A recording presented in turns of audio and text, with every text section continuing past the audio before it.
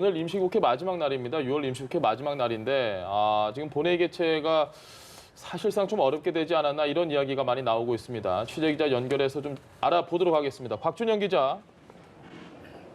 네, 말씀하신 대로 오늘로 6월 임시국회가 종료됩니다. 하지만 본회의 개최는 사실상 물 건너간 상황인데요. 교섭단체 3당 원내대표들은 문희상 국회의장의 주재로 오후에도 만났지만 오전 회동 때처럼 입장차만 확인한 채 돌아선 겁니다. 이어진 민주당 의총에서 이인영 원내대표는 한국당이 마땅히 처리해야 할 추경을 국방장관 해임 건의안, 북한 어선 입항에 대한 국정조사와 연계시켜 본회의 일정을 확정하지 못했다고 밝혔습니다. 다만 오후 6시 반까지 여야 간 합의가 이루어지면 추경 처리를 할 수 있도록 실무적 태세를 갖추고 있다며 가능성을 열어두긴 했는데요. 이 반면에 한국당 나경원 원내대표는 의총에서 당연히 해야 할 국정조사와 해임 건의안을 틀어막고 국회 무력화에 나섰다며 본회의의 무산을 민주당의 탓으로 돌렸습니다.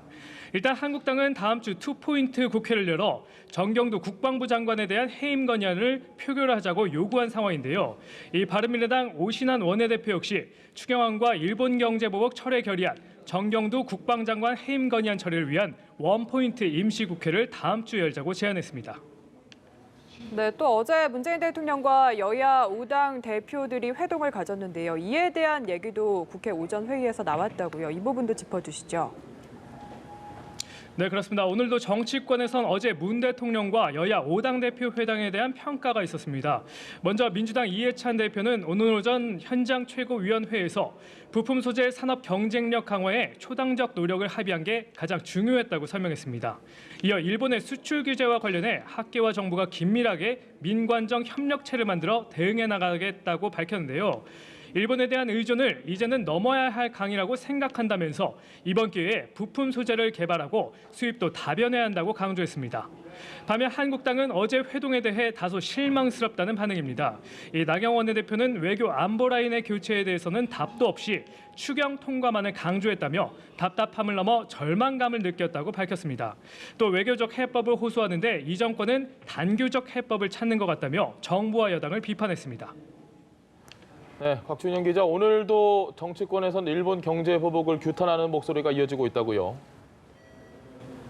네, 말씀하신 대로 오늘도 정치권에선 수출 규제에 나선 일본을 향해 날선 비판이 나왔습니다. 민주당 이해찬 대표는 오후 의총에서 일본 아사히 신문 보도에 대해 문재인 정권이 계속되는 한 규제를 계속한다는 이야기라고 설명했는데요.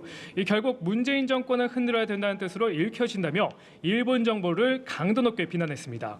또 반도체의 다른 분야로 수출 규제 확대 가능성을 거론하며 긴 싸움에 대항해 단단히 마음 먹자고 결연한 의지를 나타냈습니다.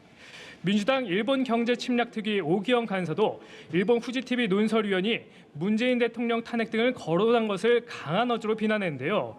이 수출 규제를 넘어선 대한민국 체제 전복 선동을 중단할 것과 정중한 사과를 요구했습니다.